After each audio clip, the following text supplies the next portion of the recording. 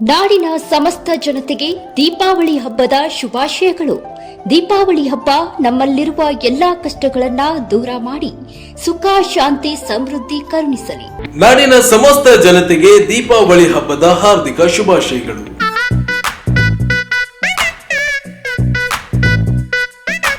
It's time. It's time. It's time. It's time. It's time. It's time to shop. ನಮ್ಮ CMR shopping mall ನ latest designs, trendy fashions, ಅನೇಕ ವೆರೈಟಿಯ ಹೊಸ ವಸ್ತ್ರಗಳೊಂದಿಗೆ ಈ festival ಅನ್ನು celebrate ಮಾಡೋಣ. It's time. ನಮಸ್ಕಾರ, ನೀವು ನೋಡ್ತಾ ಇದ್ದೀರಾ ಮೆಗಾ ನ್ಯೂಸ್. ಮೊದಲಿಗೆ ಹೆಡ್ಲೈನ್ಸ್. ಪೊಲೀಸ್ ಹುತಾತ್ಮ ದಿನಾಚರಣೆ. ಸಮಾಜದಲ್ಲಿ ಶಾಂತಿ, ಭದ್ರತೆ, ನೆಮ್ಮದಿಗಾಗಿ ಪೊಲೀಸರ ತ್ಯಾಗ ಅಪಾರ. ಡಿಸಿಕೆ ನಿತೀಶ್. ಸೀತಾನಗರ ಕ್ಯಾಂಪ್ ಬಳಿ ಬಸ್ ಟ್ರ್ಯಾಕ್ಟರ್ ಡಿಕ್ಕಿ, 4ವರಿಗೆ ಗಂಭೀರ ಗಾಯ. ಕಲಬುರಗಿ ಪೀಠದ ಮಾಹಿತಿ ಆಯುಕ್ತರಾಗಿ ಬಿ ವೆಂಕಟ ಸಿಂಗ್ ಅಧಿಕಾರ ಸ್ವೀಕಾರ. ಸಾರ್ವಜನಿಕರಿಗೆ ಮಾಹಿತಿ ಒದಗಿಸುವುದೇ ತಮ್ಮ ಪ್ರಥಮ ಆದ್ಯತೆ. ವೆಂಕಟ ಸಿಂಗ್. ಮತ್ತು ಇನ್ನರ್ ವೀಲ್ ಕ್ಲಬ್ ವತಿಯಿಂದ ಮಕ್ಕಳಿಗೆ ಆರೋಗ್ಯ ತಪಾಸಣೆ. ಪೊಲೀಸರು ದಿನನಿತ್ಯವೂ ಸಮಾಜದ ಶಾಂತಿ, ಭದ್ರತೆ ಮತ್ತು ನೆಮ್ಮದಿಗಾಗಿ ತಮ್ಮ ಜೀವನವನ್ನ ತ್ಯಾಗ ಮಾಡುತ್ತಾರೆ. ಜಿಲ್ಲೆಯ ಅಭಿವೃದ್ಧಿ ಹೊಂದಲು ಕೂಡ ಪೊಲೀಸರ ಪಾತ್ರ ಅತ್ಯಂತ ಮಹತ್ವವಾಗಿದೆ ಎಂದು ಜಿಲ್ಲಾಧಿಕಾರಿ ಕೆ ನಿತೀಶ್ ಹೇಳಿದರು. ಅವರಿಂದು ಎಸ್ಪಿ ಕಚೇರಿಯ ಹುತಾತ್ಮರ ಸ್ಮಾರಕ ಉದ್ಯಾನವನದಲ್ಲಿ ಹಮ್ಮಿಕೊಂಡಿದ್ದ ಪೊಲೀಸ್ ಹುತಾತ್ಮ ದಿನಾಚರಣೆ ಕಾರ್ಯಕ್ರಮದಲ್ಲಿ ಪೊಲೀಸ್ ಹುತಾತ್ಮರ ಸ್ಮಾರಕಕ್ಕೆ ಗೌರವ ನಮನ ಸಲ್ಲಿಸಿ ಮಾತನಾಡಿದರು. ಪೊಲೀಸ್ ಇಲಾಖೆ ಎನ್ನುವುದು ಸಮಾಜ ಮತ್ತು ಜೀವನದಲ್ಲಿ ಅತ್ಯಂತ ಮುಖ್ಯವಾದ ಅಂಗವಾಗಿದೆ. ಪೊಲೀಸ್ ಇಲಾಖೆ ಸರಿಯಾಗಿ ಕೆಲಸ ಮಾಡಿದರೆ ಮಾತ್ರ ಸಮಾಜದಲ್ಲಿ ಶಾಂತಿ, ನೆಮ್ಮದಿ, ಭದ್ರತೆ ಇರಲು ಸಾಧ್ಯ. ಪೊಲೀಸ್ ಸಿಬ್ಬಂದಿ ತಮ್ಮ ಕುಟುಂಬಕ್ಕೂ ಸಮಯ ಇರುವುದಿಲ್ಲ. ಒತ್ತಡದಲ್ಲಿ ಕೆಲಸ ಮಾಡುತ್ತಾರೆ, ಬೇರೆಯವರ ನೆಮ್ಮದಿಯನ್ನ ಆಶಿಸುತ್ತಾರೆ. ದಿನನಿತ್ಯದ ಜೀವನದಲ್ಲಿ ಜೀವವನ್ನ ತ್ಯಾಗ ಮಾಡದಿರಬಹುದು, ಆದರೆ ಜೀವನವನ್ನ ತ್ಯಾಗ ಮಾಡುತ್ತಾರೆ ಎಂದು ತಿಳಿಸಿದರು. ದೀಪಾವಳಿ ಸೇರಿದಂತೆ ಇತರ ಹಬ್ಬಗಳಲ್ಲಿ ನಾವು ಖುಷಿಯಿಂದ ಇರುತ್ತೇವೆ, ಆದರೆ ಪೊಲೀಸರು ಹಬ್ಬದ ದಿನವೂ ಕೂಡ ಕೆಲಸದಲ್ಲಿ ತೊಡಗಿರುತ್ತಾರೆ. ಒಂದು ಜಿಲ್ಲೆ ಅಭಿವೃದ್ಧಿ ಹೊಂದಲು ಪೊಲೀಸರ ಪಾತ್ರ ಅಮೂಲ್ಯವಾದದ್ದು.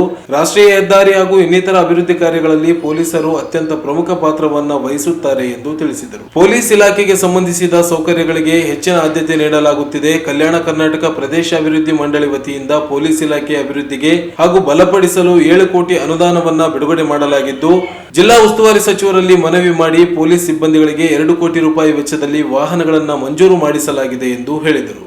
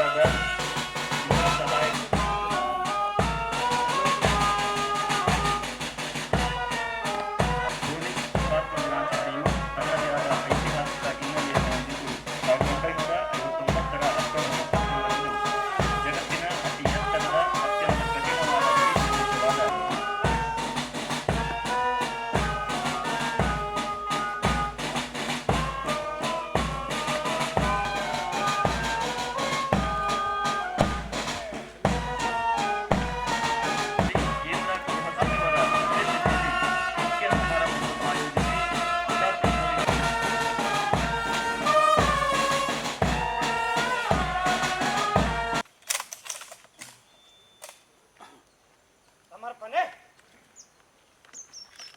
ಆರಿಸಿ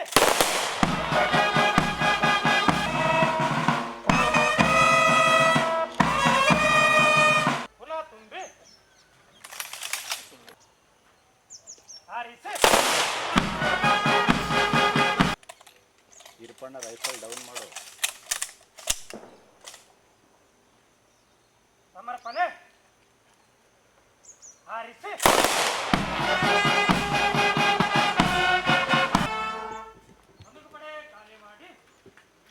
ಗೌರವವನ್ನು ಸೂಚಿಸಿದ ಬಂದೂಕುಪಡೆಗೆ ಧನ್ಯವಾದಗಳು.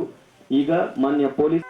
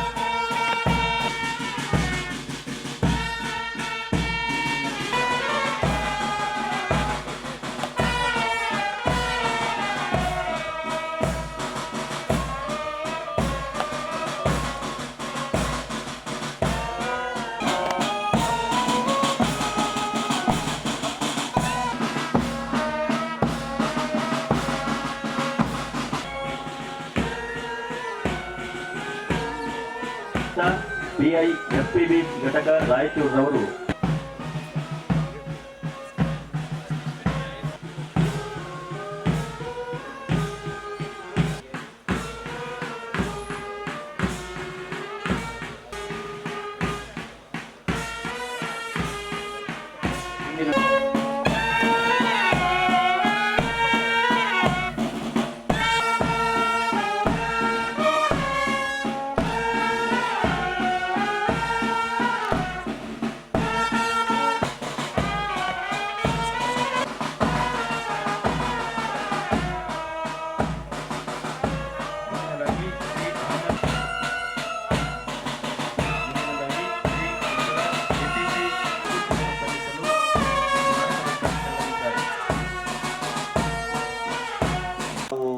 ಸಪೋರ್ಟ್ ಮಾಡಕ್ಕೆ ಈಗಾಗಲೇ ಇದ್ರ ಬಗ್ಗೆ ಪೊಲೀಸ್ ವರಿಷ್ಠಾಧಿಕಾರಿಗಳು ಸಾಕಷ್ಟು ವೈಯಕ್ತಿಕ ಇಂಟ್ರೆಸ್ಟ್ ತಗೊಂಡು ತಮಗೆಲ್ಲ ಗೊತ್ತಿದೆ.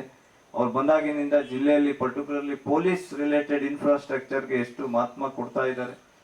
ಈಗ ಆಗಲೇ DR ಬಿಲ್ಡಿಂಗು ಆಲ್ಮೋಸ್ಟ್ ಈಗ 50% ಕಂಪ್ಲೀಟ್ ಆಗಿದೆ. ಅದೇ ರೀತಿ ಈ ವರ್ಷ KKRDB ಇಂದ ನಮ್ಮ ಜಿಲ್ಲೆ ಪೊಲೀಸ್ ಇಲಾಖೆ ಬಲಪಡಿಸಕ್ಕೆ 7 ಕೋಟಿ ಅನುದಾನ ಆಗಲೇ ರಿಲೀಸ್ ಆಗಿದೆ. ಆಮೇಲೆ ವರಿಷ್ಠಾಧಿಕಾರಿಗಳು ಆಗಲೇ ಅದ್ರ ಬಗ್ಗೆ ಡೀಟೇಲ್ ಆಕ್ಷನ್ ಪ್ಲಾನ್ ಕಳಿಸಿದ್ದಾರೆ. ಆಮೇಲೆ ಪೊಲೀಸ್ ವರಿಷ್ಠಾಧಿಕಾರಿಗಳು ಜಿಲ್ಲಾ ಉಸ್ತುವಾರಿ ಸಚಿವರನ್ನು ಮನವೊಲಿಸಿ ಪೊಲೀಸ್ ಇಲಾಖೆ ಸಿಬ್ಬಂದಿಗಳಿಗೆ 2 ಕೋಟಿ ಅಮೌಂಟ್ ವೆಹಿಕಲ್ಸ್ನು ಅವರು ಅಪ್ರೂವ್ ಮಾಡಿಸಿದ್ದಾರೆ. ಸೊ ಇದೇ ರೀತಿ ಮುಂದಿನ ದಿನದಲ್ಲೂ ನಾವು ಇನ್ನೂ ಪೊಲೀಸ್ ಇಲಾಖೆನ ಬಲವಡಿಸಕ್ಕೆ ಏನು ನಾವು ಅನುದಾನ ಬೇಕು ನಾವೆಲ್ಲ ರೀತಿಯನ್ನ ಕ್ರೋಢೀಕರಿಸಿ ಇನ್ನೂ ನಾವು ಬಲಪಡಿಸ್ತೀವಿ ಅಂತ ಹೇಳ್ತಾ ಮತ್ತೊಮ್ಮೆ ಪೊಲೀಸ್ ಹುತಾತ್ಮ ಇನ್ಸ್ಪೆಕ್ಟರ್ಸ್ ಮತ್ತೆ ಎಂಟೈರ್ ಪೊಲೀಸ್ ತಂಡ ಯಾವ ರೀತಿ ರೀಸೆಂಟ್ ಆಗಿ SP ಅವ್ರಿಗೂ ಗೊತ್ತಿದೆ, ನಮ್ಮ ನ್ಯಾಷನಲ್ ಹೈವೇ ಪೊಸಿಷನ್ ಡ್ರೈವ್ ಅಲ್ಲಿ ಎಂಟೈರ್ ಡೇ ಸಾಕಷ್ಟು ಬಾರಿ ನಮ್ಗೆ ಅಡೆತಡೆ ಬಂದ್ರು ತುಂಬಾ ಸ್ಟ್ರಾಂಗ್ ಆಗಿ ನಿಂತ್ಕೊಂಡು ನಮ್ಗೆ ಪೊಸಿಷನ್ ಅನ್ನು ಅವರು ಕೊಡ್ಸಿದ್ರು ನಾನು ಈ ಸಂದರ್ಭದಲ್ಲಿ ನಾನು ನೆನ್ಪು ಮಾಡ್ಕೊಳ್ಳೋಕೆ ಇಷ್ಟಪಡ್ತೀನಿ. ಮುಖ್ಯವಾಗಿ ಈ ಜಿಲ್ಲೆ ಅಭಿವೃದ್ಧಿ ಆಗ್ಬೇಕಂದ್ರೆ ನಾವೆಲ್ಲ ಒಟ್ಟಾರೆ ನಾವು ಕೆಲಸ ಮಾಡಬೇಕಾಗುತ್ತೆ. ಆಮೇಲೆ ನಾವೇ ಈಗ ನೋಡ್ತೀವಿ ಇಲ್ಲಿ ರಾಯಚೂರು ಜಿಲ್ಲೆಯಲ್ಲಿ ಒಂದು ಹೈಯರ್ ಎಜುಕೇಶನ್ ಹೋಗ್ಬೇಕಂದ್ರೆ ಇಲ್ಲಿನ ನಿವಾಸಿಗಳು ಬೇರೆ ಕಡೆ ಕಳಿಸ್ಬೇಕಾಗುತ್ತೆ, ಒಂದು ಒಳ್ಳೆ ಉದ್ಯೋಗ ಬೇಕಂದ್ರೆ ಬೇರೆ ಕಡೆ ಕಳಿಸ್ಬೇಕಾಗುತ್ತೆ.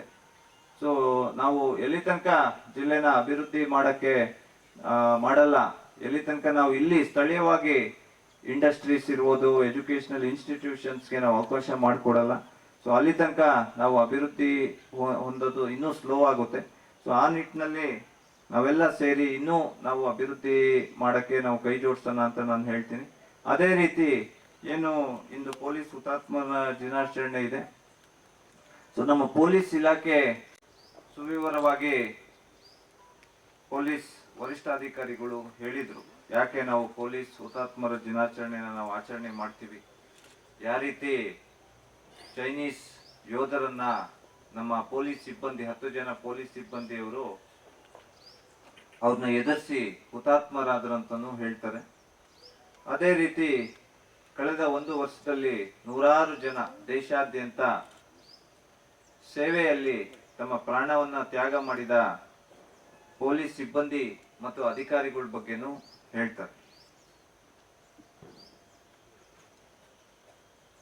ಪೊಲೀಸ್ ಇಲಾಖೆ ಅನ್ನೋದು ನಮ್ಮ ಸಮಾಜದಲ್ಲಿ ಹಾಗೂ ನಮ್ಮ ಜೀವನದಲ್ಲಿ ಒಂದು ಅತ್ಯಂತ ಮುಖ್ಯವಾದ ಒಂದು ಅಂಗ ಅಂತ ನಾನು ಹೇಳಕ್ಕೆ ಇಷ್ಟಪಡ್ತೀನಿ.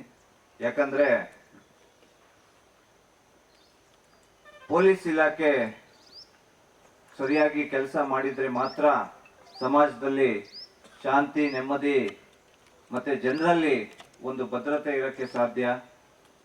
ಪ್ರಮುಖವಾಗಿ ಪೊಲೀಸ್ ಇಲಾಖೆ ಮತ್ತೆ ಪೊಲೀಸ್ ಸಿಬ್ಬಂದಿ ಈಗ ನಾವು ನೋಡ್ತೀವಿ, ಸ್ವಂತ ಅವರು ಕುಟುಂಬಕ್ಕೆ ಅವರಿಗೆ ಸಮಯ ಇರಲ್ಲ, ಸಾಕಷ್ಟು ಒತ್ತಡದಲ್ಲಿ, ಸಾಕಷ್ಟು ಏನು ಸ್ಟ್ರೆಸ್ನಲ್ಲಿ ಅವರು ಕೆಲಸ ಮಾಡಿ ಬೇರೆಯವರು ನೆಮ್ಮದಿಯಲ್ಲಿ ಇರಲಿ ಅಂತ ಅವರು ಆಶಿಸ್ತಾರೆ. ಸೊ ಪೊಲೀಸ್ ಹುತಾತ್ಮರ ದಿನಾಚರಣೆ ಯಾರು ಜೀವವನ್ನು ತ್ಯಾಗ ಮಾಡ್ತಾರೆ, ಸೊ ಅವ್ರಿಗೆ ನಾವು ಸೆಲೆಬ್ರೇಟ್ ಮಾಡ್ತೀವಿ. ಬಟ್ ನಾನೇನು ಹೇಳ್ತೀನಿ ಅಂದ್ರೆ ನಮ್ಮ ದಿನನಿತ್ಯ ಜೀವನದಲ್ಲಿ ಪೊಲೀಸ್ ಇಲಾಖೆಯವರು ಜೀವವನ್ನು ತ್ಯಾಗ ಮಾಡದೇ ಇರುವುದು, ಬಟ್ ಅವರ ಜೀವನವನ್ನ ತ್ಯಾಗ ಮಾಡ್ತಾರೆ ಅಂತ ನಾನು ಹೇಳಕ್ಕೆ ಇಷ್ಟಪಡ್ತೀನಿ. ಯಾಕಂದ್ರೆ ಮೊನ್ನೆ ಎಲ್ಲ ತಾವೆಲ್ಲ ನೋಡಿದ್ರೆ ನಾವೆಲ್ಲ ದೀಪಾವಳಿ ಸೆಲೆಬ್ರೇಟ್ ಮಾಡಿದ್ರೆ ಪೊಲೀಸ್ ಇಲಾಖೆಯವರು ಗಸ್ತು ತಿರ್ಕೊಂತ ನಾವೆಲ್ಲ ದೀಪಾವಳಿ ಚೆನ್ನಾಗಿ ಆಚರಣೆ ಮಾಡಕ್ಕೆ ಏನು ವ್ಯವಸ್ಥೆ ಮಾಡಿಕೊಡ್ಬೇಕು ಅದನ್ನ ಅವರು ಮಾಡಿದ್ರು ಅಂತ ನಾನು ಹೇಳಕ್ಕೆ ಇಷ್ಟಪಡ್ತೀನಿ. ಅದೇ ರೀತಿ ನಮ್ಮ ಜಿಲ್ಲೆಯಲ್ಲಿ ಮತ್ತೆ ನಗರದಲ್ಲಿ ಅಭಿವೃದ್ಧಿ ಆಗ್ಬೇಕಂದ್ರೆ ಅದಕ್ಕೆ ಪೊಲೀಸ್ ಇಲಾಖೆ ತುಂಬಾ ಪ್ರಮುಖ ಪಾತ್ರ ವಹಿಸ್ತಾ ಇದ್ದಾರೆ ಅಂತಾನು ನಾನು ಹೇಳ್ತೀನಿ. ಯಾಕಂದ್ರೆ ತಮ್ಗೆಲ್ಲ ಗೊತ್ತಿದ್ದಂಗೆ ಸಾಕಷ್ಟು ನಾವು ಅಭಿವೃದ್ಧಿ ಚಟುವಟಿಕೆ ಮಾಡ್ತಾ ಇದೀವಿ.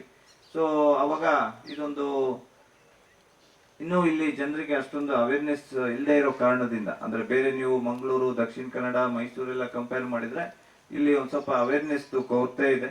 ಸೊ ಸಾಕಷ್ಟು ನಮ್ಗೆ ಅಡೆತಡೆ ಮಾಡಕ್ಕೆ ಸಾರ್ವಜನಿಕರು ಇರ್ಬೋದು ಅಥವಾ ಬೇರೆ ವೈಯಕ್ತಿಕ ಹಿತಾಸಕ್ತಿ ಇಟ್ಕೊಂಡು ಬರ್ತಾರೆ. ಅವಾಗ ಪೊಲೀಸ್ ಇಲಾಖೆಯವರು ನಮ್ಮ ಜೊತೆ ತುಂಬಾ ಕೋಆರ್ಡಿನೇಷನ್ ಮಾಡ್ಕೊಂಡು ಸಪೋರ್ಟ್ ಮಾಡ್ಕೊಂಡು ನಾವು ಆ ಕೆಲಸನ ಏನು ಮಾಡ್ಬೇಕಂತಿರ್ತೀವಿ ಸರ್ಕಾರಿ ಕೆಲಸನ ಅದು ಮಾಡಕ್ಕೆ ಎಲ್ಲಾ ರೀತಿ ನಮ್ಗೆ ಬೆನ್ನೆಲುಬಾಗಿ ನಿಲ್ತಾ ಇದ್ದಾರೆ ಅಂತಾನು ನಾನು ಹೇಳಕ್ಕೆ ಇಷ್ಟಪಡ್ತೀನಿ. ಸೊ ಇದರಲ್ಲಿ ಪ್ರಮುಖವಾಗಿ ನಾನು ಲಿಂಗಸೂಗೂರ್ ಇದೇ ವೇಳೆ ಜಿಲ್ಲಾ ಪೊಲೀಸ್ ವರಿಷ್ಠಾಧಿಕಾರಿ ಎಂ ಪುಟ್ಟಮಾದಯ್ಯ ಮಾತನಾಡಿ 1959 ಅಕ್ಟೋಬರ್ 21ರಂದು ಡಿವೈಎಸ್ಪಿ ಕರಣ್ ಸಿಂಗ್ ಎಂಬುವರ ನೇತೃತ್ವದಲ್ಲಿ ಹಾಟ್ ಸ್ಟ್ರಾಂಗ್ ಪೋಸ್ಟ್ ಬಳಿ ಗಡಿ ಭಾಗದಲ್ಲಿ ಪೊಲೀಸ್ ದಳವೊಂದು ಪಹರೆ ಮಾಡುತ್ತಿದ್ದ ಸಂದರ್ಭದಲ್ಲಿ 10 ಜನ ಪೊಲೀಸರು ಚೈನೀಸ್ ಸೈನಿಕರ ವಶವಾಗಿದ್ದರು. ಅವರ ಧೈರ್ಯ ಮತ್ತು ಶೌರ್ಯವನ್ನ ಸ್ಮರಣೆಗಾಗಿ ಪೊಲೀಸ್ ಹುತಾತ್ಮ ದಿನವನ್ನಾಗಿ ಆಚರಿಸಲಾಗುತ್ತದೆ. ಹೆಚ್ಚುತ್ತಿರುವ ಅಕಾಲಿಕ ಮರಣವು ಸಮಾಜದಲ್ಲಿ ಹಿಂಸಾಚಾರ ನಡೆಯುತ್ತಿರುವುದನ್ನು ಬಿಂಬಿಸುತ್ತದೆ ಎಂದು ತಿಳಿಸಿದರು. ದಿನಾಂಕ 21/10/25ರಂದು ಈ ಪೊಲೀಸ್ ಹುತಾತ್ಮ ದಿನಾಚರಣೆಯನ್ನು ಆಚರಿಸುವ ಉದ್ದೇಶ, ದಿನಾಂಕ 21/10/59ರಂದು ಶ್ರೀ ಕರಣ್ ಸಿಂಗ್ DSP CRPF ಇವರ ನೇತೃತ್ವದಲ್ಲಿ ಒಂದು ಪೊಲೀಸ್ ದಳ ಹಾಟ್ ಸ್ಟ್ರಾಂಗ್ ಪೋಸ್ಟ್ ಹತ್ತಿರ ಗಡಿ ಭಾಗದಲ್ಲಿ ಪಹರೆ ಮಾಡುತ್ತಿರುವಾಗ ಹಲವಾರು ಚೈನಾ ಸೈನಿಕರು ಹಠಾತ್ ದಾಳಿ ಮಾಡಿದ್ದು, ಅವರು ನಮ್ಮ ಪೊಲೀಸ್ ದಳದವರಿಗಿಂತಲೂ ಹೆಚ್ಚಿಗೆ ಇದ್ದುದಲ್ಲದೆ ಆಧುನಿಕ ಶಸ್ತ್ರಗಳನ್ನು ಕೂಡ ಹೊಂದಿದ್ದರು. ನಮ್ಮ CRPF ಪೊಲೀಸರ ಹತ್ತಿರ ಇದ್ದಂತಹ ಕೆಲವು ರೈಫಲ್ಗಳಿಂದ ಮಾತ್ರ ತಮ್ಮ ಕೊನೆಯ ಹನಿ ರಕ್ತ ಹಾಗೂ ಉಸಿರು ಇರುವವರೆಗೂ ಧೈರ್ಯ ಮತ್ತು ಶೌರ್ಯದಿಂದ ಹೋರಾಡುತ್ತಾ 10 ಜನ ಪೊಲೀಸರು ಆ ಎಲ್ಲ ಚೈನಾ ಸೈನಿಕರ ವಶವಾಗಿದ್ದರು. ಅಲ್ಲಿ ಮಡಿದವರಿಗೆ ಇಡೀ ದೇಶವು ಶ್ರದ್ಧಾಂಜಲಿಯನ್ನು ಅರ್ಪಿಸಿ ಅವರ ಧೈರ್ಯ ಮತ್ತು ಶೌರ್ಯವನ್ನು ಕೊಂಡಾಡಿತು. ದೇಶಕ್ಕಾಗಿ ಹೋರಾಡುತ್ತಾ ವೀರ ಸ್ವರ್ಗ ಪಡೆದ ಈ ಶೂರರ ಸ್ಮರಣೆಗಾಗಿ ಸ್ಮಾರಕವನ್ನು ಲಡಾಖ್ನಲ್ಲಿ ಅಬಾಸಿ ಚೀನ್ ಭಾಗದಲ್ಲಿ 16,000 ಅಡಿ ಎತ್ತರದ ಮೇಲೆ ನಿಲ್ಲಿಸಲಾಗಿದೆ. ಅವರ ಸ್ಮರಣೆಗಾಗಿ ಪ್ರತಿ ವರ್ಷ ದಿನಾಂಕ 21 ಅಕ್ಟೋಬರ್ ಅಂದು ಇಡೀ ದೇಶದಾದ್ಯಂತ ಹುತಾತ್ಮರ ದಿನಾಚರಣೆಯನ್ನು ಆಚರಿಸಲಾಗುತ್ತಿದೆ.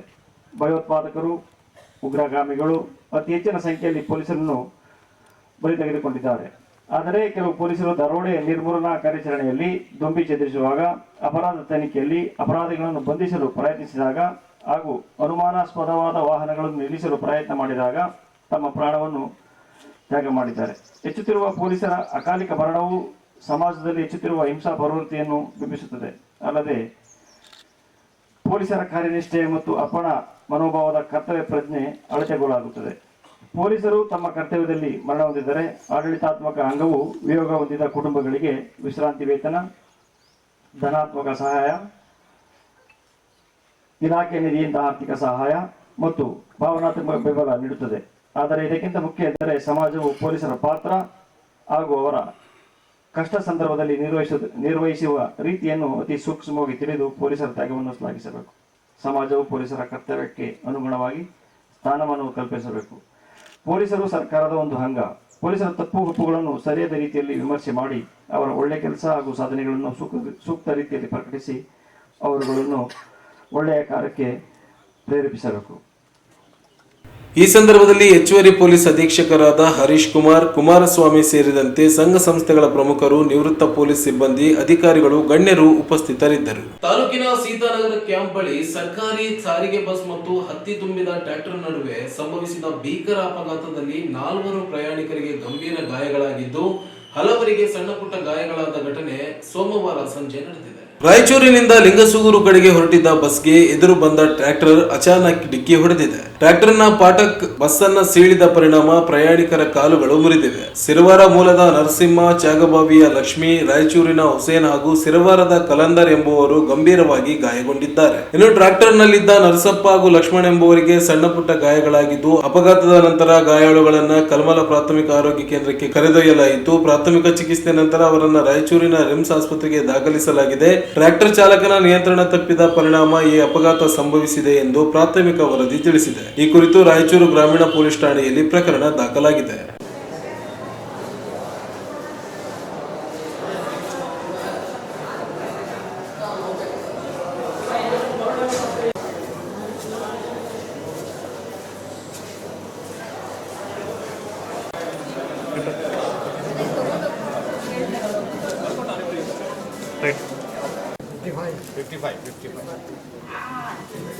ಆಟೋ ಕೇಸ ಇದು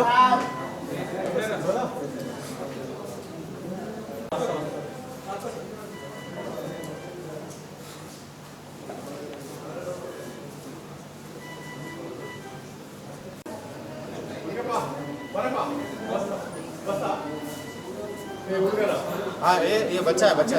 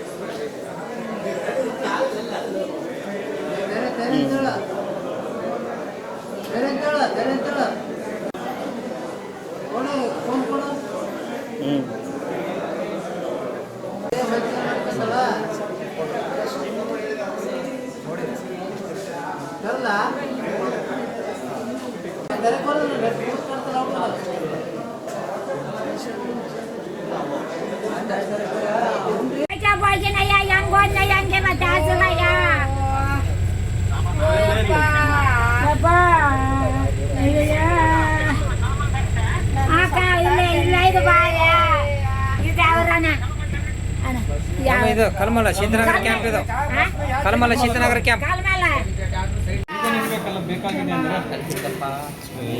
ನಮ್ಮ ಇಲ್ಲ ಸರ್ ಇಲ್ಲ ಕೊಡೋಕ್ಕೆ ನಾವು ಇಂಥ ಪ್ಲೇಸ್ ಹೋಗಿದ್ದೀವಿ ಅಂದ್ರೆ ಬೇಕು ಸರ್ ನಾನು ಫೋಟೋ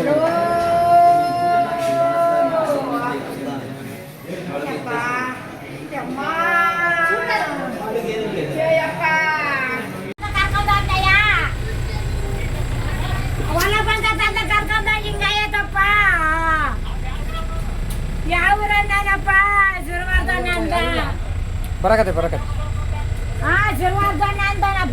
ನಿಮ್ಗೆ ಅಲ್ಲಿ ಎಟ್ಟು ಬಿದ್ದದ್ರಿ ಎರಡು ಬ್ಲಡ್ ಬರಕತ್ತೆ ನಿಮ್ಗೆ ಇಲ್ಲ ಮ್ಯಾಮ್ ಹಾಕಿಂತ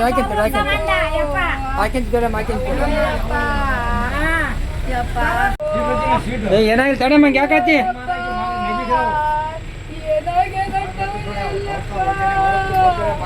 ಏನಾಗಿಲ್ಲ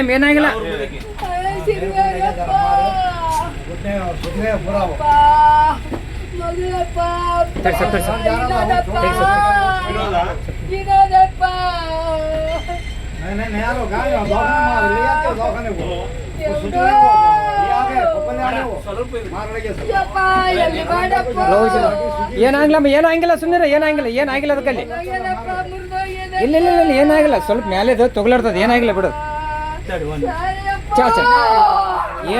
ಏನಾಗಿಲ್ಲ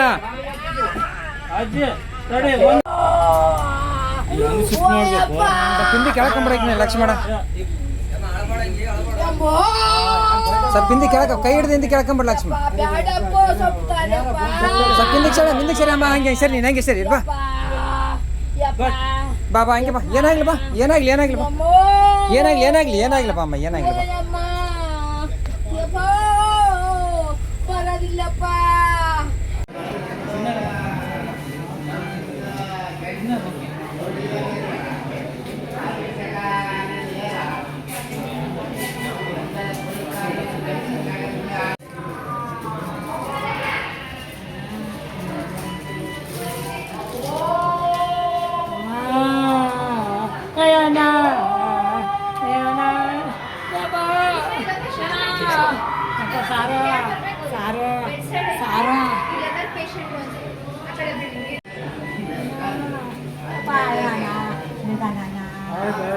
ಈಗ ಚಿಕ್ಕದೊಂದು ಬ್ರೇಕ್ನ ನಂತರ ಮತ್ತೆ ಮೆಗಾ ನ್ಯೂಸ್ ಮುಂದುವರಿಯುತ್ತದೆ. ನಾಡಿನ ಸಮಸ್ತ ಜನತೆಗೆ ದೀಪಾವಳಿ ಹಬ್ಬದ ಶುಭಾಶಯಗಳು. ದೀಪಾವಳಿ ಹಬ್ಬ ನಮ್ಮಲ್ಲಿರುವ ಎಲ್ಲಾ ಕಷ್ಟಗಳನ್ನ ದೂರ ಮಾಡಿ ಸುಖ ಶಾಂತಿ ಸಮೃದ್ಧಿ ಕರುಣಿಸಲಿ. ದೀಪದಿಂದ ದೀಪ ಹಚ್ಚುವಂತೆ ಪ್ರತಿಯೊಬ್ಬರೂ ಪ್ರೀತಿಯಿಂದ ಪ್ರೀತಿ ಗಳಿಸಲು ಸೌಹಾರ್ದತೆಯೊಂದಿಗೆ ಆಚರಿಸುವ ಈ ದೀಪಾವಳಿ ನಮ್ಮೆಲ್ಲರಿಗೂ ಬೆಳಕಾಗಲಿ. ಮಾಲಿನ್ಯ ಮಾಡುವ ಹಾಗೂ ಅಪಾಯಕಾರಿಯ ಪಟಾಕಿಗಳಿಂದ ದೂರವಿರಿ. ಮಣ್ಣಿನ ಹಣತೆಯ ಬೆಳಗೋಣ, ಹಸಿರು ಪಟಾಕಿ ಸಿಡಿಸೋಣ. ಮತ್ತೊಮ್ಮೆ ಎಲ್ಲರಿಗೂ ದೀಪಾವಳಿಯ ಶುಭಾಶಯಗಳು. ಶುಭ ಕೋರುವವರು ಸನ್ಮಾನ್ಯ ಶ್ರೀ ಎನ್ಎಸ್ ಬೋಸರಾಜು, ಮಾನ್ಯ ಸಣ್ಣ ನೀರಾವರಿ ಹಾಗೂ ವಿಜ್ಞಾನ ತಂತ್ರಜ್ಞಾನ ಇಲಾಖೆ ಸಚಿವರು, ಕರ್ನಾಟಕ ಸರ್ಕಾರ, ಹಾಗೂ ಶ್ರೀ ರವಿ ಬೋಸರಾಜು, ಹಿಂದುಳಿದ ವರ್ಗಗಳ ನಾಯಕರು, ರಾಜ್ಯ ಕಾಂಗ್ರೆಸ್ ಯುವ ಮುಖಂಡರು, Raichur.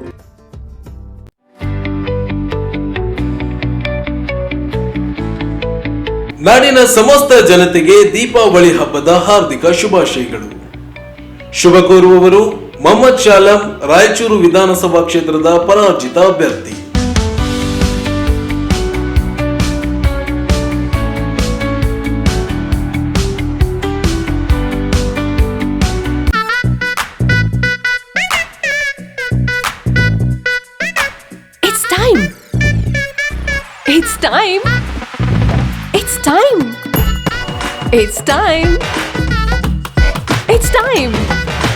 It's time to shop. ನಮ್ಮ ಸಿಎಂಆರ್ ಶಾಪಿಂಗ್ ಮಾಲ್ ನ ಲೇಟೆಸ್ಟ್ ಡಿಸೈನ್ಸ್, ಟ್ರೆಂಡಿ ಫ್ಯಾಷನ್ಸ್, ಅನೇಕ ವೆರೈಟಿಯ ಹೊಸ ವಸ್ತ್ರಗಳೊಂದಿಗೆ ಈ ಫೆಸ್ಟಿವಲ್ ಅನ್ನು ಸೆಲೆಬ್ರೇಟ್ ಮಾಡೋಣ. ಬ್ರೇಕ್ನ ನಂತರ ಮತ್ತೆ ಮೆಗಾ ನ್ಯೂಸ್ಗೆ ಸ್ವಾಗತ. ಸಾರ್ವಜನಿಕ ಹಿತಾಸಕ್ತಿಯಡಿ ಕೋರುವ ಮಾಹಿತಿಯನ್ನ ಸಾರ್ವಜನಿಕರಿಗೆ ತ್ವರಿತಗತಿಯಲ್ಲಿ ಮಾಹಿತಿ ಒದಗಿಸುವುದೇ ತಮ್ಮ ಪ್ರಥಮ ಆದ್ಯತೆಯಾಗಲಿದೆ ಎಂದು ಕರ್ನಾಟಕ ಮಾಹಿತಿ ಆಯೋಗದ ಕಲಬುರಗಿ ಪೀಠದ ಮಾಹಿತಿ ಆಯುಕ್ತ ಬಿ ವೆಂಕಟ ಸಿಂಗ್ ಅವರು ಹೇಳಿದರು. ಮಂಗಳವಾರ ಇಲ್ಲಿನ ಕರ್ನಾಟಕ ಮಾಹಿತಿ ಆಯೋಗದ ಕಚೇರಿಯಲ್ಲಿ ಕಲಬುರಗಿ ಪೀಠದ ಮಾಹಿತಿ ಆಯುಕ್ತರಾಗಿ ಅಧಿಕಾರ ಸ್ವೀಕರಿಸಿದ ನಂತರ ಸುದ್ದಿಗಾರರೊಂದಿಗೆ ಮಾತನಾಡಿದ ಅವರು, ಮಾಹಿತಿ ಅಧಿಕಾರಿಗಳಿಗೆ ದಂಡ ವಿಧಿಸುವ ಬದಲು ಸಾರ್ವಜನಿಕರಿಗೆ ಮಾಹಿತಿ ನೀಡುವ ಮೂಲಕ ನ್ಯಾಯ ಒದಗಿಸುವ ಕೆಲಸ ಪೀಠ ಮಾಡಲಿದೆ ಎಂದರು. ಉತ್ತರದಾಯಿತ್ವದ ಹಿನ್ನೆಲೆಯಲ್ಲಿ 2005ರಲ್ಲಿ ಕೇಂದ್ರ ಸರ್ಕಾರ ಜಾರಿಗೆ ತಂದ ಮಾಹಿತಿ ಹಕ್ಕು ಕಾಯ್ದೆಯನ್ನ ಅದೇ ವರ್ಷ ರಾಜ್ಯದಲ್ಲಿ ಅನುಷ್ಠಾನ ಮಾಡುವ ಮೂಲಕ ಕಾಯ್ದೆ ಅನುಷ್ಠಾನಕ್ಕೆ ತಂದ ಮೊದಲ ರಾಜ್ಯ ಕರ್ನಾಟಕವಾಗಿದೆ. ಕಲಬುರಗಿ ಪೀಠದಲ್ಲಿ ಸುಮಾರು 7,000 ಅರ್ಜಿಗಳು ವಿಚಾರಣೆಗೆ ಬಾಕಿ ಇದ್ದು ಇದನ್ನು ಹಂತ ಹಂತವಾಗಿ ವಿಲೇವಾರಿ ಮಾಡಲಾಗುವುದು ಎಂದರು. ದೇಶದ ವಿವಿಧ ರಾಜ್ಯಕ್ಕೆ ಹೋಲಿಸಿದಾಗ ಮಹಾರಾಷ್ಟ್ರದಲ್ಲಿ 60,000, ತಮಿಳುನಾಡಿನಲ್ಲಿ 51,000 ಅರ್ಜಿ ವಿಚಾರಣೆಗೆ ಬಾಕಿ ಇದ್ದರೆ ರಾಜ್ಯದ ಮಾಹಿತಿ ಹಕ್ಕು ಆಯೋಗದಲ್ಲಿ 38,000 ಅರ್ಜಿಗಳಿವೆ. ಇತ್ತೀಚೆಗೆ ರಾಜ್ಯದಲ್ಲಿ ಹೊಸ ಆಯುಕ್ತರ ನೇಮಕಾತಿ ಆಗಿರುವುದರಿಂದ ಇದೀಗ ಅರ್ಜಿಗಳ ವಿಲೇವಾರಿ ವೇಗ ಪಡೆಯಲಿದೆ. ಪಾರದರ್ಶಕವಾಗಿ ಮತ್ತು ನ್ಯಾಯಸಮ್ಮತವಾಗಿ ಸಾರ್ವಜನಿಕರಿಗೆ ಮಾಹಿತಿ ನೀಡಲು ಆಯೋಗ ಹಿಂದಿನಗಿಂತಲೂ ಹೆಚ್ಚು ಕಾರ್ಯೋನ್ಮುಖವಾಗಲಿದೆ ಎಂದು ಹೇಳಿದರು. ಕಳೆದ 2-3 ವರ್ಷಗಳಿಂದ ಕಲಬುರಗಿ ಪೀಠ ಶಾಶ್ವತವಾಗಿ ಕಲಬುರಗಿಯಲ್ಲಿ ಕಾರ್ಯನಿರ್ವಹಿಸುತ್ತಿದೆ. ಪೀಠಕ್ಕೆ ಸ್ವಂತ ಕಟ್ಟಡ ಇರಲಿಲ್ಲ. ಹೈಕೋರ್ಟ್ ಬಳಿ ಸಿಎ ಸೈಟ್ ಲಭ್ಯವಿರುವುದರಿಂದ ನಗರಾಭಿವೃದ್ಧಿ ಪ್ರಾಧಿಕಾರವನ್ನು ಸಂಪರ್ಕಿಸಿ ನಿವೇಶನ ಪಡೆದು ಸ್ವಂತ ಕಟ್ಟಡ ಹೊಂದಲು ಪ್ರಾಮಾಣಿಕ ಪ್ರಯತ್ನ ಮಾಡಲಾಗುವುದು ಎಂದರು. ಮಾಹಿತಿ ಹಕ್ಕು ಕಾಯ್ದೆ ಬಗ್ಗೆ ಹಲವು ಅಧಿಕಾರಿಗಳು ಸರಿಯಾಗಿ ಅರ್ಥೈಸಿಕೊಂಡಿಲ್ಲ. ಹೀಗಾಗಿ ಅನಗತ್ಯ ಅರ್ಜಿ ವಿಲೇವಾರಿ ಮಾಡದೆ ಹಾಗೆ ಇಟ್ಟುಕೊಂಡಿದ್ದರಿಂದ ಮೇಲ್ಮನವಿಗಳ ಸಂಖ್ಯೆ ಹೆಚ್ಚಾಗುತ್ತಾ ಹೋಗುತ್ತಿದೆ. ಅರ್ಜಿ ಸಲ್ಲಿಸಿದ 30 ದಿನದೊಳಗೆ ಅರ್ಜಿದಾರನಿಗೆ ಸಾರ್ವಜನಿಕ ಮಾಹಿತಿ ಅಧಿಕಾರಿ ಮಾಹಿತಿ ನೀಡಿದ್ದಾಗ ಅರ್ಜಿದಾರ ಪ್ರಥಮ ಮೇಲ್ಮನವಿ ಪ್ರಾಧಿಕಾರದ ಮುಂದೆ ಹೋಗುತ್ತಾನೆ. ಅಲ್ಲಿಯೂ ಅವರಿಗೆ ಸಮರ್ಪಕ ಉತ್ತರ ಸಿಗದಿದ್ದಾಗ ಆಯೋಗದ ಕದ ತಟ್ಟುತ್ತಾರೆ. ಹೀಗಾಗಿ ಕಲಬುರಗಿ ಪೀಠಕ್ಕೆ ಒಳಪಡುವ ಕಲಬುರಗಿ ವಿಭಾಗದ 7 ಜಿಲ್ಲೆಗಳ ಅಧಿಕಾರಿಗಳಿಗೆ ಕಾಯ್ದೆ ಬಗ್ಗೆ ಸಮರ್ಪಕ ಮಾಹಿತಿ ನೀಡಲು ಜಿಲ್ಲಾ ಮಟ್ಟದ ಮಾಹಿತಿ ಹಕ್ಕು ಕಾಯ್ದೆ ಕುರಿತು ಕಾರ್ಯಾಗಾರ ಆಯೋಜಿಸಲಾಗುವುದು ಎಂದು ಆಯುಕ್ತ ವೆಂಕಟ್ ಸಿಂಗ್ ತಿಳಿಸಿದ್ದಾರೆ. ಎನ್ಆರ್ವಿ ಕ್ಲಬ್ ವತಿಯಿಂದ ಮಕ್ಕಳಿಗೆ ಆರೋಗ್ಯ ತಪಾಸಣಾ ಕಾರ್ಯಕ್ರಮವನ್ನು ನಗರದ ವಿದ್ಯಾಭಾರತಿ ಶಾಲೆಯಲ್ಲಿ ಹಮ್ಮಿಕೊಳ್ಳಲಾಗಿತ್ತು. ಡಾಕ್ಟರ್ ನಾಗವೇಣಿ ಮಾತನಾಡಿ, ಮಕ್ಕಳು ತಮ್ಮ ಆರೋಗ್ಯವನ್ನ ಕಾಪಾಡಿಕೊಳ್ಳಲು ನಿತ್ಯ ಬೆಳಿಗ್ಗೆ ಹಲ್ಲು ಉಜ್ಜುವುದು, ಶುಭ್ರವಾಗಿ ಕೈ ತೊಳೆದುಕೊಳ್ಳುವುದು, ಆಟವಾಡಿದ ಬಳಿಕ ಕೈಕಾಲುಗಳನ್ನು ಸ್ವಚ್ಛವಾಗಿ ತೊಳೆದುಕೊಳ್ಳಬೇಕು ಎಂದರು. ಯಾವುದೇ ಆರೋಗ್ಯ ಸಮಸ್ಯೆ ಕಂಡು ಬಂದಲ್ಲಿ ಪೋಷಕರಿಗೆ ತಿಳಿಸಬೇಕು. ಮನೆಯ ವಾತಾವರಣ ಸ್ವಚ್ಛತೆಯನ್ನ ಕಾಪಾಡಿಕೊಳ್ಳಬೇಕು. ಆರೋಗ್ಯದ ಕಡೆಗೆ ಹೆಚ್ಚು ಗಮನ ಹರಿಸಲು ತಿಳಿಸಿದರು. ಇದೇ ವೇಳೆ ಶಾಲೆಯ 250ಕ್ಕೂ ಅಧಿಕ ವಿದ್ಯಾರ್ಥಿಗಳಿಗೆ ಆರೋಗ್ಯ ತಪಾಸಣೆ ನಡೆಸಲಾಯಿತು.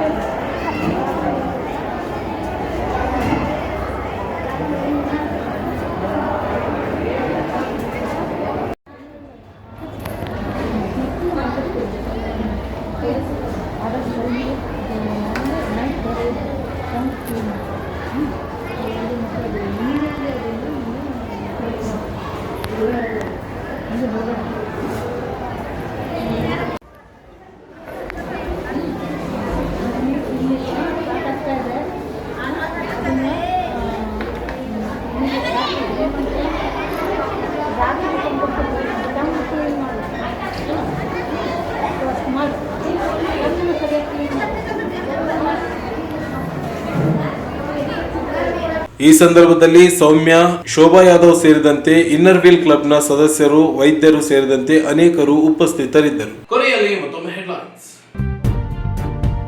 ಪೊಲೀಸ್ ಹುತಾತ್ಮ ದಿನಾಚರಣೆ, ಸಮಾಜದಲ್ಲಿ ಶಾಂತಿ, ಭದ್ರತೆ, ನೆಮ್ಮದಿಗಾಗಿ ಪೊಲೀಸರ ತ್ಯಾಗ ಅಪಾರ, ಡಿಸಿಕೆ ನಿತೀಶ್. ಸೀತಾನಗರ ಕ್ಯಾಂಪ್ ಬಳಿ ಬಸ್ ಟ್ರ್ಯಾಕ್ಟರ್ ಡಿಕ್ಕಿ, 4ವರಿಗೆ ಗಂಭೀರ ಗಾಯ. ಕಲಬುರಗಿ ಪೀಠದ ಮಾಹಿತಿ ಆಯುಕ್ತರಾಗಿ ಬಿ ವೆಂಕಟ್ ಸಿಂಗ್ ಅಧಿಕಾರ ಸ್ವೀಕಾರ, ಸಾರ್ವಜನಿಕರಿಗೆ ಮಾಹಿತಿ ಒದಗಿಸುವುದೇ ತಮ್ಮ ಪ್ರಥಮ ಆದ್ಯತೆ, ವೆಂಕಟ್ ಸಿಂಗ್. ಮತ್ತು ಇನ್ನರ್ ವೀಲ್ ಕ್ಲಬ್ ವತಿಯಿಂದ ಮಕ್ಕಳಿಗೆ ಆರೋಗ್ಯ ತಪಾಸಣೆ. ಇದೆಷ್ಟು ಇವತ್ತಿನ ಸುದ್ದಿ. ಪ್ರಮುಖ ಸುದ್ದಿಗಳಿಗಾಗಿ ನೋಡ್ತಾ ಇರಿ ಮೆಗಾ ನ್ಯೂಸ್.